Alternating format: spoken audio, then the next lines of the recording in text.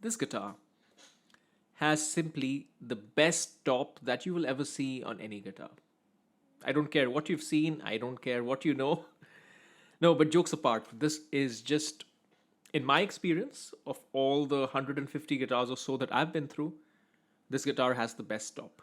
But here's the thing, the top, while being outstanding, is not the most interesting thing about this guitar. Not at all. Actually, to understand what makes this guitar so fascinating and the pursuit behind it and everything that's so crazy about this particular guitar, you need to understand not a guitar company, but a TV show or maybe a book. For those of you who are familiar with the Game of Thrones, you may be familiar with uh, Arya Stark, the character, and more specifically, you may be familiar with the many faced god and the skill that she develops as part of this cult to the many faced god, where she can morph into anything. She can morph into different people, whatever it might be. This guitar is exactly that in guitar form. This guitar can morph into a Les Paul, this guitar can morph into a Strat, it can morph into a Tele, it can morph into a semi-hollow. Heck, it can even morph into a baritone guitar. This guitar is currently actually tuned to B standard. So what exactly is this? What was the mission behind this guitar? How did this guitar get made? Everything's coming up. Keep watching.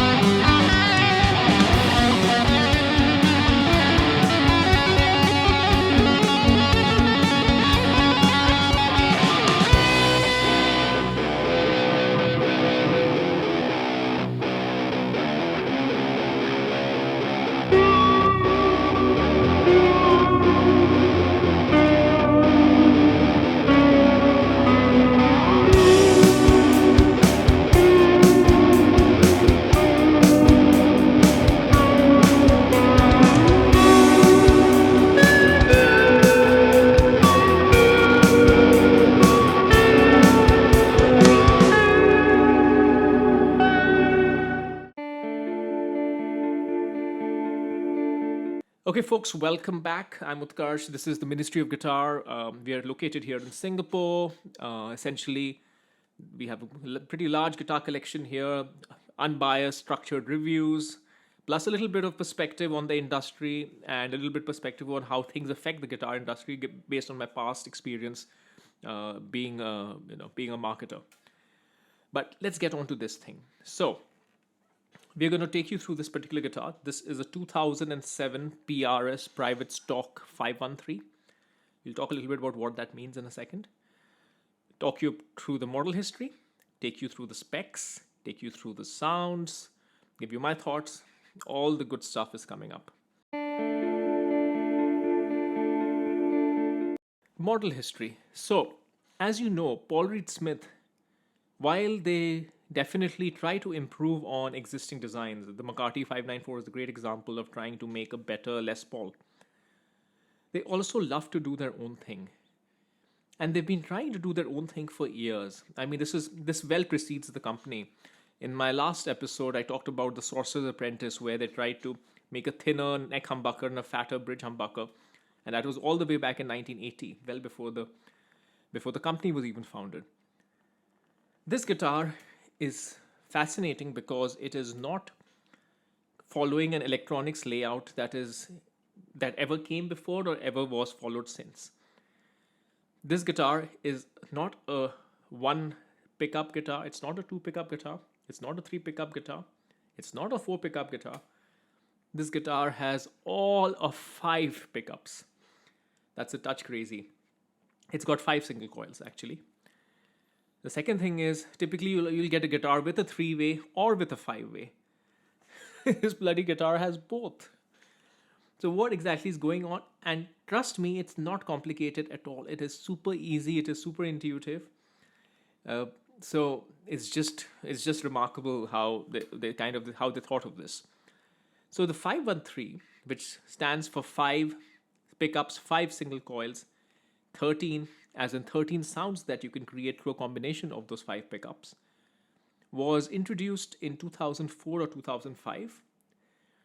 It was initially introduced as a special run as a core model. It was called the 513 Rosewood because it came with a Brazilian rosewood neck. And along with the proprietary electronics, it also had Brazilian rosewood neck. And it had some very interesting specs in terms of how the neck joint was made and a bunch of other things going on. We'll talk a little bit about that. Then they made a regular 513 with regular woods without the fancy Brazilian rosewood. And of course, the 513 design made its way over to private stock. And this is a pretty early private stock. This is actually private stock number 1456. And private stocks are well into the 10,000s or maybe early 11,000s now even. So this is a very early private stock. This is a very early 513. The brief with this guitar is pretty much what I told you in the intro. They wanted to make a guitar that could genuinely sound like a single coil guitar, genuinely sound like a humbucker guitar. So genuinely go all the way from Les Paul to Strat to Tele to ES to whatever you can think of. Without any digital, not that digital was on their mind at that point in time, but this is completely analog. This is just wire and magnets, and it does all of that. So I think when it came out, there was a lot of interest in it. It was even adopted by a few players. A lot of players are still playing it today. It's really a very, very popular guitar. But if memory serves me right, initially it was played by, I'm so sorry, I'm forgetting his name. I think his name is Paul Jackson, the guy who was playing on American Idol at the time. And the rationale at that point in time was that he needed to cover a lot of ground. So this was a Swiss Army knife that could actually do it. I'm going to tell you about the specs now. And through the specs, you're going to understand what this guitar is. And after I run you through the specs of a 513 in general, I'm going to run you through the specs of this particular guitar because this is no ordinary 513. This is one of the best examples out there. It's a private stock.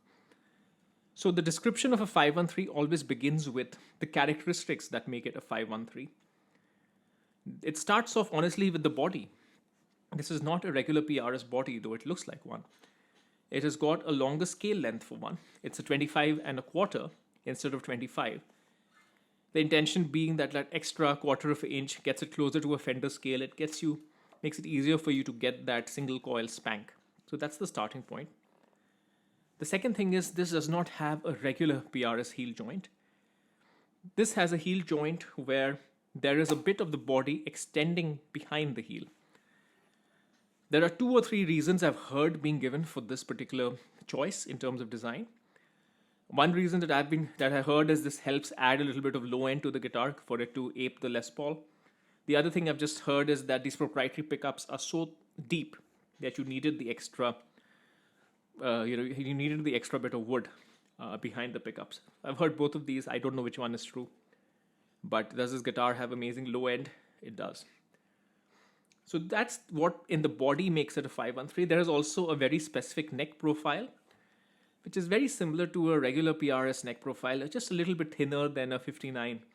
That's the 513 profile, and 513s typically come with slightly larger frets, at least to my taste. They feel a little bit larger. They feel a little bit like the modern Eagles frets, to be very honest. Slightly different. I don't know if larger is the right term, but medium jumbo would be where I would describe it if you wanted to know what exactly that is. Pickups is where we get into 513 land. So as I said, these are 5 single coils, 2 of them bunched together as a humbucker for the neck and the bridge. There is a master volume and a master tone. Now, how do you understand this 3-way switch and this 5-way switch? How do you understand this guitar?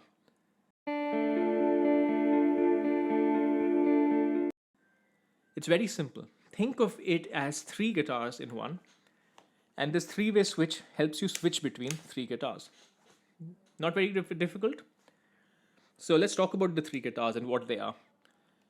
Position 1, guitar number 1, is a single coil SSS guitar. Basically, this is a single coil, then other single coil doesn't work.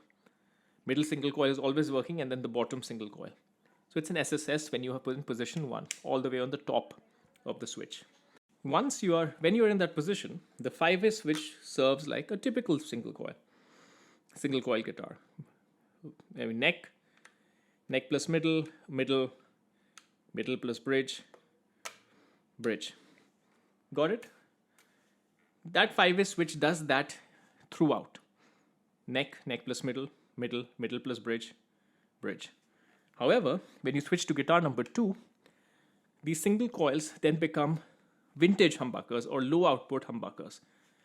Very, very, I would say they are slightly thicker than a P90. So the interesting thing with this guitar is when it's in single coil mode, it's like a super single coil. It's a little bit I wouldn't want to use the word hot, but it's definitely a more rounded single coil when it's in single coil mode. When you put it in humbucker mode, it becomes a low output humbucker. Slightly more humbuckery than the P90, but not quite as humbuckery as a regular humbucker PAF, if that makes any sense to you. It's a very, very clear sound.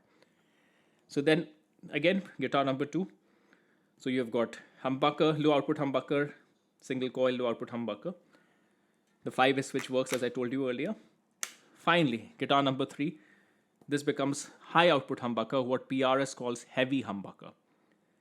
And it's an outstanding sound. The neck becomes super creamy, and the bridge becomes perfect for either thick leads or even for palm muting. That is what makes this guitar a 513. And the rest of it is standard PRS fare in terms of the tremolo, in terms of the tuners. That's what you get with every PRS.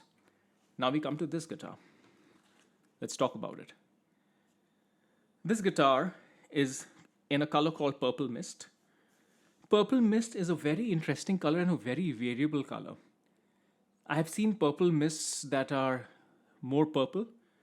I've seen purple mists that are more blue. I've seen purple mists that are more gray.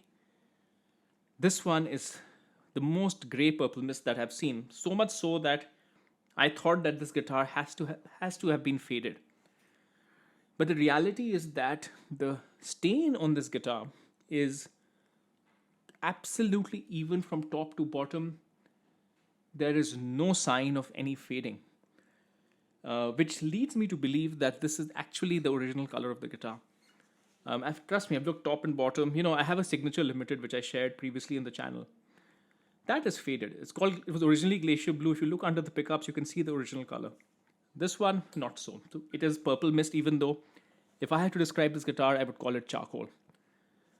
So that's the color. This has got, instead of a rosewood neck like a 513 rosewood, it has an outstanding flame maple neck. It has an ebony fretboard. Now, note on ebony fretboards and some differences that you see in private stock. Ebony fretboards in PRS regular, firstly, ebony is not an option on PRS USA guitars usually. It's always rosewood. Sometimes you get it as a special order. It used to be an artist pack upgrade, and sometimes you get it in a special run called Wood Library. That's what you get. Private stock, you can get it. Even when you get it on a regular core PRS, the ebony that you get on the core PRS is different from the ebony you get on a private stock. There are two differences. Difference number one is that if you do specify all black ebony, it is literally the blackest piece of wood you would ever see in your life. That's number one. It just is. Better or worse, I don't know. There's a whole thing over there that Bob Taylor especially saying that you should embrace all kinds of ebony. I'm all for it. But it just is a fact that for private stock, they do select the darkest, blackest, silkiest pieces of ebony that they can find. And speaking of silkiness, what they do is they polish the ebony. So this is something I did not know. It is not even called out in the PRS specs. But having owned, or rather, the fact that I own multiple ebony fretboarded PRSs. I have a friend who owns them as well. He also owns a private stock. I also own a private stock. We've just compared and looked at all the guitars, and we realized, holy hell, yes, there is something different. Why is it so shiny? Why is it so smooth? It's polished.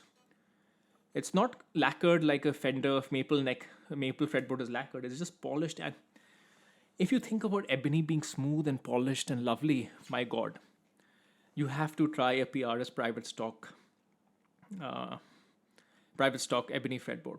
Nothing. If you're thinking of that thing with ebony, nothing gets close to this. So that's one thing to note. What are the other specs that I want to call out for you? The body of this is swamp ash. It is now this is the only part of the guitar that has color. Honestly, it's kind of blue. It looks black. I'll show you in the sunlight. I'll show it to you normally. Beautiful. Here it looks completely solid, but if you look at it in the light, it's actually transparent. So you can see the grain of the swamp ash. Since you're talking about the body, the guitar is fairly light. Again, like a genius, I have not checked the weight, but I will put the weight here. My guess is going to be this is about 7.6 pounds, maybe. Well under 8, but we'll see. The number is going to be over here. The top, we already talked about it. See, when it comes to quilt, like I was mentioning in my previous video as well, there are 2 or 3 things we're looking for. And not all quilts have all 3 of them. This has everything, but let me explain. Firstly, there is the level of figure. This guitar is maxed out on that. I have not seen this much figure on any other quilt top. Secondly, there is the depth of the quilt. Sometimes you have tops that have a lot of figure, but they are completely one-dimensional. Not so. This particular guitar is 3-dimensional. If you move it about in the light, you will see the quilt move. And quilt usually moves a little bit less than flame. So the fact that you have quilt moving is a great thing. That's the second thing. The third one is the pattern itself, how wide it is, how even it is, and wider quilts are very difficult to find. So this is again got that. So upon introspection, I have multiple quilt guitars, the Signature Limited, the Paul's guitar, this one, the Music Man Purple Nebula. And by the way, the PRSs blow the Music Man out of the water, even though the Purple Nebula is such a sought after model. When you put them side to side, there's no comparison. PRSs know what they're doing with stains. So yeah, so this top is the thing of beauty. It changes color. It looks dark gray in a low light. It looks almost gray to natural. It's a little bit of blue shining through in natural light. It is just something, which is why in this video I show it to you in different lights, because otherwise you will never understand what this color truly is. So there's that. What else did I want to mention? Oh my god, I forgot. White gold. So this guitar has got white gold inlays, and it has special inlays, not just the material, but it has 513 bird. So the 513 was actually designed by Joe Knaggs of Knaggs Guitars now, who was the first head of private stock. I believe that the 513 was one of his designs, and he also designed the birds on it. They are avant-garde birds. They aren't the regular PRS birds. They're beautiful. So this has that. But for the eagle, it has a regular private stock eagle. And it has an option that is called etched bird. So this is literally, it's not just one piece of, or few pieces of inlay. The inlay is actually microscopically etched to create fine detail. It's like a little sculpture. It's something, again, to be admired in real life. So this has that, and that thing is made of gold. Even the truss rod cover has a white gold inlay. So these are cosmetic things, but imagine how well that white gold works with this kind of gray, almost silver burst-like top. Silver is a good color for this guitar, actually. It's like if wood could be silver, that's what this guitar really is. It's not even charcoal or gray. Actually, I take it back. It's silver. This guitar is silver in color. Silver wood, if that could make any sense. What else? Rest of it is as per PRS private stock standard. It's got Paul Reed Smith's signature and Joe Knaggs' signature because it's from his era. So that makes it a little bit more valuable, I guess. And the rest of it is traditional PRS thing. So, okay, there we go. Those are the specs.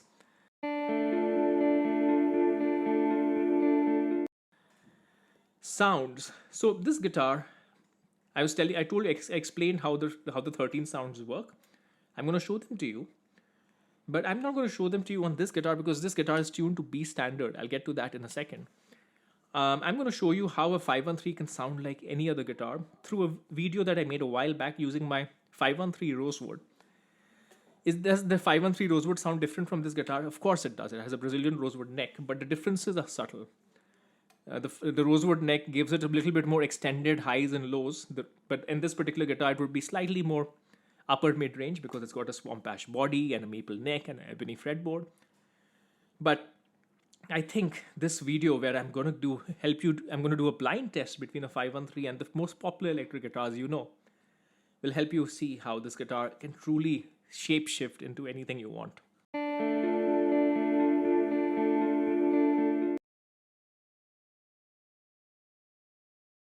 So now we're going to be having some fun. We're going to be doing a blind test between the 513 and the classics.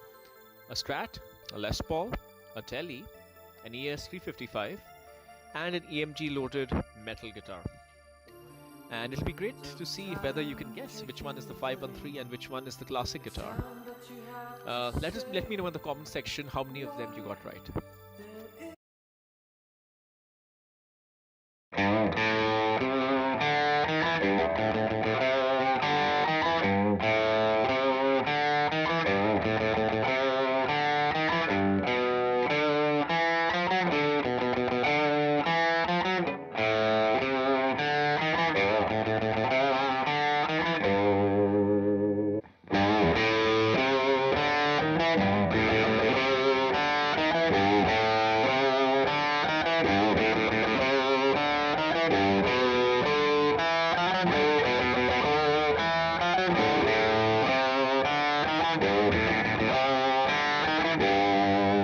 So guitar 1 was the Les Paul and guitar 2 was the 513.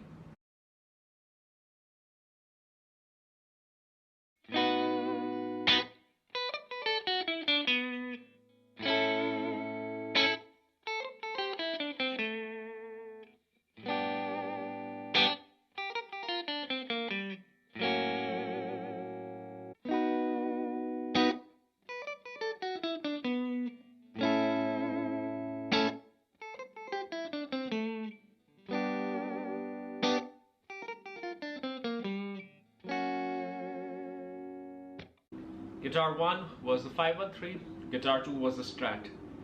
Tricky to tell, wasn't it?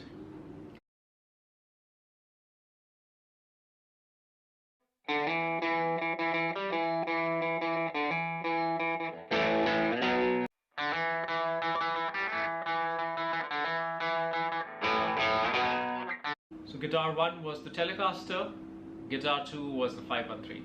Did you get it right?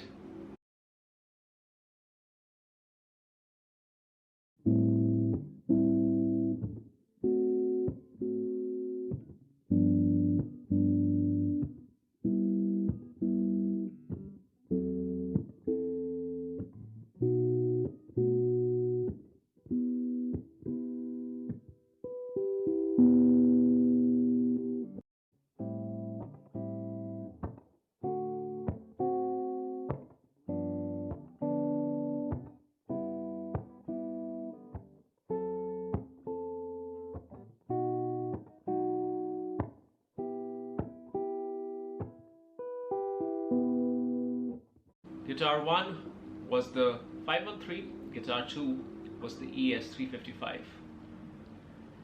Jazzy, right?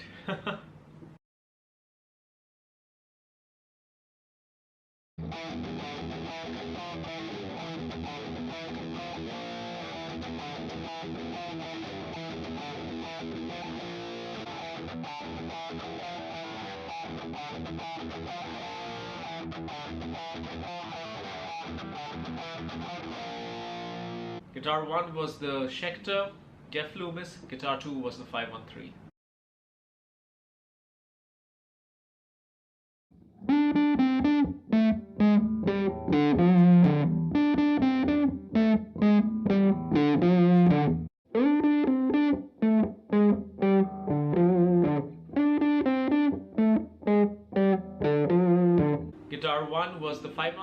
Guitar 2, what the Les Paul? What's the Les Paul? Who thought the woman tone can come from other guitars too? So there you have it. I mean, you may or may not have guessed right or wrong, but I'm sure you appreciated how close this guitar can get. And honestly, in a mix or in a live setting, it is going to do almost a perfect job. So there's that.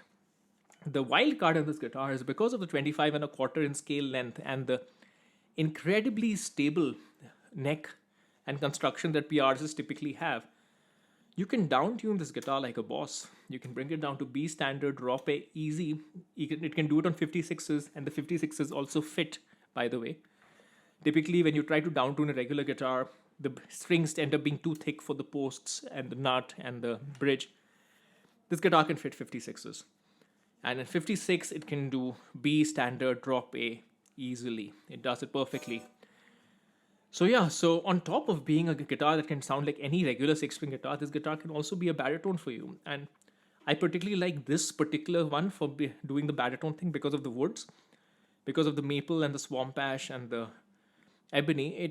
It is beautiful for lower tunings because it has so much clarity and so much upper mid end versus say a mahogany guitar, which would be better suited for standard tunings. So there you go. As versatile a guitar, and it's not just about being versatile. The sound of a 513 isn't exactly the sound of a Les Paul or a Strat or whatever. It has its own thing going. It's like the PRS hi-fi thing going on, much more so than you would imagine. It'll do all the regular sounds, and then for me, the reason the 513 is my favorite model of guitar, and I have 5 of them, by the way. I have 3 513 Rosewoods. I have a regular 513, very emotionally attached to that one. That was a guitar that opened up my mind in many ways. And then this guitar.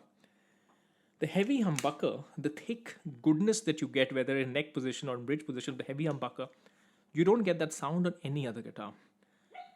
The best way I can describe it is it's like the best little overdrive boost that you can imagine. So if you are in a regular single coil sound, and then you shift to the heavy humbucker, it's like adding a beautiful little boost, creaminess, goodness, harmonic content. That's the magic of the 513, and the reason why I love the 513, but I don't love the 509. The 509 is a successor of this guitar. Looks very similar, but that difference of not having the heavy humbucker makes it a completely different guitar for me. And the 513 is really in a league of its own. Okay, so final thoughts, conclusion on this guitar. There is not much bad to say about this guitar. I think you've seen I really, really like this guitar. It's just, what should I say? It's just its own thing. So if you are the kind of person who wants a very specific traditional sound, you might say, oh my God, no, a Les Paul sounds a bit more like a Les Paul, or a Strat sounds a bit more like a Strat, or it doesn't sound exactly like this. That honestly would be the only criticism that you can make against a guitar like this, because otherwise the 513 is just, it's all the guitar you need. I joke to my friends of between a 513 and a Helix, Line 6 Helix, I'm done. If I was a working musician who really had to make things work, I just needed a 513 and a Helix, and I was done. I could do any gig. I was sorted. But of course, the critics will be on the lines of, no, I don't like PRSs, don't have character, all of that nonsense. But I wouldn't let you get dissuaded by that. I mean, this particular guitar, of course, is on sale by me, but it's not really about this guitar. It's about the 513 in general.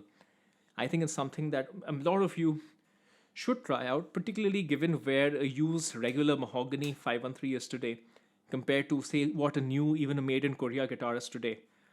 They're not that far apart, honestly. So this may just be one of the best deals on the market, the 513 in general. This particular guitar is no ordinary 513. It's a Joe Nax 513. It's one of the earliest ones. It has the best top that I have ever seen. So this particular guitar is in a different league. It's been very tough for me, honestly, to put one of the 513s up on sale because I have 5 of them, right? And I like all of them. I have 3 513 Brazilian Rosewoods, this one, and I have the original 513. The original regular 513 from 2008.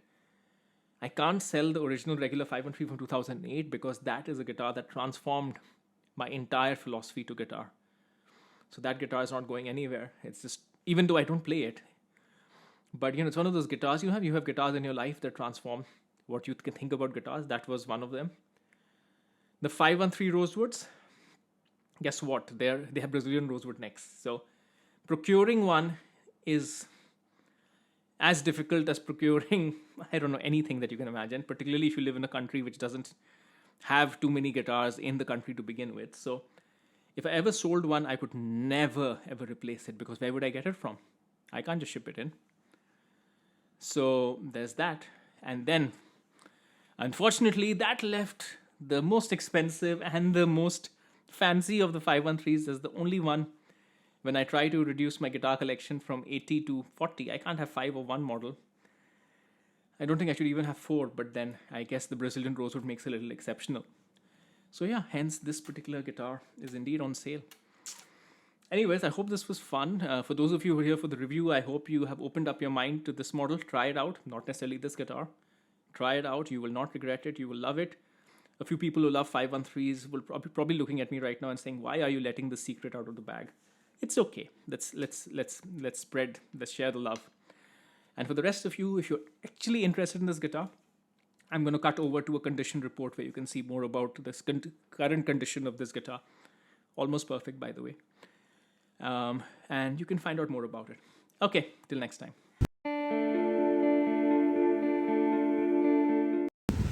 All right, this is the condition report. Brought the guitar out in bright sunlight so you can take a look at every aspect of it. We'll begin with the guitar, and then we will show the case as well. Let's just put this straighter. So the guitar is in great shape. It is a 2007 guitar, so there would be light signs of use, but reality is that they are few and far in between. I'm trying to see if I can find anything in particular. Not really. You can just see the quilt in even greater detail. And when you put it out in the light, you can actually, I think, see a little bit about the color. So, fretboard is in great shape. The frets themselves, I'm just gonna over here to show you. Literally almost no sign of use, very little sign of use. Fretboard is in great shape as well. Perfectly working condition. I would say we'll of course run through the electronics later. No signs of clouding on the front of the guitar. There is a bit of clouding on the back of the heel, which is what I want to show you, and that is literally the only flaw in the guitar. Over here as well, nothing in particular. Okay, let's pick this up. Show you the back. Everything in great shape. Buttons, tuner buttons in great shape. Signature all very visible. Great flame on that. I'm going to zoom out a little bit so you can get a better feel of it. And there you go. That's the clouding. So right over here. See this? This is the clouding on the guitar. It's been exactly like this since I got it. But that's what it is. And here you can actually see that the back of the guitar isn't black. It's actually blue. So give me a second. I need to shift the guitar a little bit inside. So as I was saying, the back of the guitar is actually blue. And you can see the grains of the swamp ash, which is not a black back. It is a transparent blue back. Very beautiful. And that's how you can see the front of this guitar as well. It's just outstanding. Hardware, standard shape. This is how PRS nickel hardware looks after a while. Knobs and buttons are in great shape. These are all original. And of course you have the white gold inlays, which are amazing as well. Let's turn our attention to the case. I'm going to shift a little bit closer. So this is what is called a PRS suede leather case. It feels like suede. This is leather, this is suede. This particular one comes, actually all PRS private stock cases come with a combination lock, and this has gold color. They come in silver as well, but this particular one is gold. We shall open this up. This beautiful dark blue blackish interior, the private stock bird. Again, have a look at the case, it's in great shape. And then you have the certificate inside a nice piece of plastic, nice folder, and certificate all complete. And then you have the original, well, my old address, I don't live here anymore, and sticker, the strap locks that I have installed on the guitar, but the originals are inside here. What else? Truss rod adjustment, details on the combination lock. Wow, I didn't notice I had a pair of strings. I should take these out. I've had this guitar for a few years. Maybe I'll take this out. I'll give you a new pair if you buy the guitar. And I think this is a lifetime warranty, but that's for the original owner. I'm not the original owner as well. So yeah, that's how it is. Okay, so that is the condition report of the PRS 513. Here we're going to do a quick run through of the electronics, just showing you all the switches are in great operating position. There is no hum, there is no scratchiness, nothing. We run through all the 13 positions, so we'll start off with the guitar in single coil mode. We run through the 5 positions. Neck plus middle, middle plus bridge,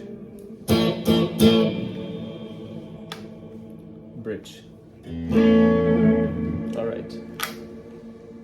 Guitar in vintage humbucker position, neck plus middle,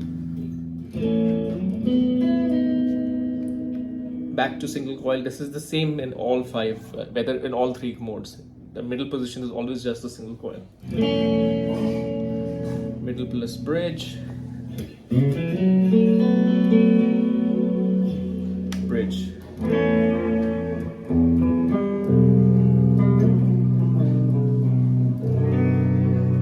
Okay, shifting to heavy humbucker mode. Neck position,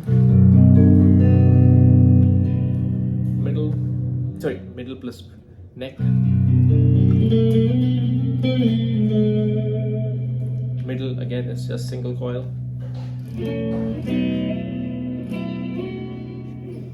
middle plus bridge, and bridge.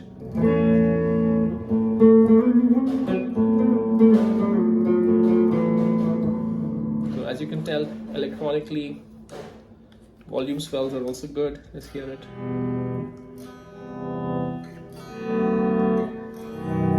The tone is also fine.